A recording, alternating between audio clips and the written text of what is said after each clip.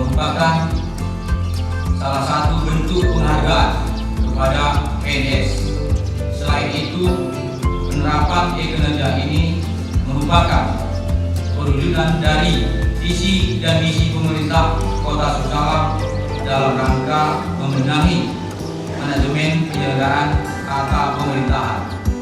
Perlu dipahami bahwa TPP ini akan diberikan penuh apabila saudara memenuhi kriteria yang ditetapkan mulai dari kehadiran dan pencapaian kuantitas kinerja